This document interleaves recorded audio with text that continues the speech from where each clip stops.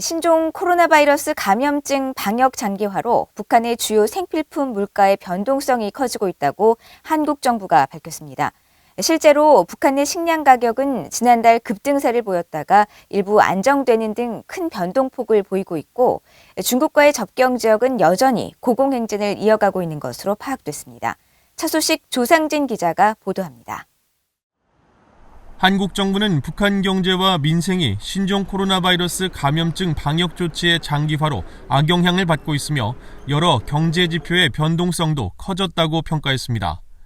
이종주 한국통일부 대변인은 5일 정례브리핑에서 김정은 북한 국무위원장이 지난달 당 전원회의에서 인민들의 식량 형편이 긴장해지고 있다고 공개적으로 밝힌 것과 이후 민생 안정 정책을 강도 높게 추진하는 상황은 신종 코로나 바이러스 방역 장기화로 북한 경제와 민생이 영향을 받고 있는 것으로 평가하고 있다고 밝혔습니다.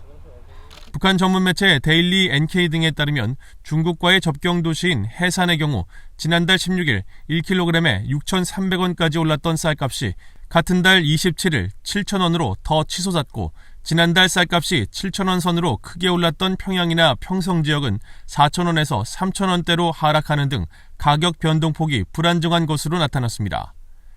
탈북민 출신으로 북한 농업 전문가인 조충희 굿파머스 연구소장은 북한의 식량 부족이 만성적인 문제인데다 중국과의 무역 봉쇄까지 겹친 상황에서 임기응변식 대처를 하고 있다며 한계가 분명하다고 분석했습니다.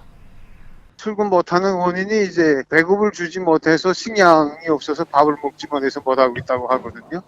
그래서 이제 전체적으로 다 그렇지는 않지만 황해북도 성림에 있는 황해제철윤학교소인 경우에 출근율이 50%도 보장되지 못해서 해방 이후에 이제 이렇게까지 출근율이 떨어졌던 건 처음이라고 지금 이야기를 하고 있거든요.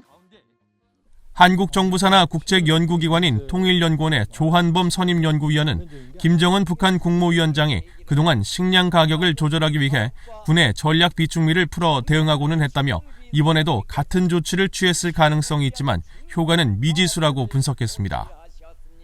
지난번 전원회의에서 특별명령서라는 게 2호 창고 식량 공급이라는 설이 거의 정설로 굳어지고 있고요. 그렇기 때문에 그 2호 창고의 식량이 풀리면서 이제 소식 자체가 시장에 심리적 안정을 주거든요. 그렇기 때문에 안정되는 경향을 좀 보이고 있는데, 근데 이제 문제는 2호 창고의 여력도 충분하지 않기 때문에 이게 얼마나 갈지는 아직 미지수고요.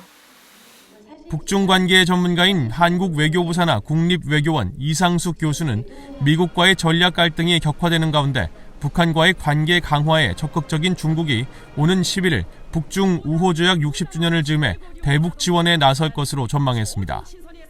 민간 연구기관인 아산정책연구원 고명현 박사는 북한에서 올해도 국경 봉쇄 영향으로 비료 공급 등이 제대로 이루어지지 않아 수확량에 큰 차질이 예상된다며 지난해와 같은 수준으로까지 떨어질 경우 북한 내 심각한 인도적 위기가 현실화될 것으로 내다봤습니다.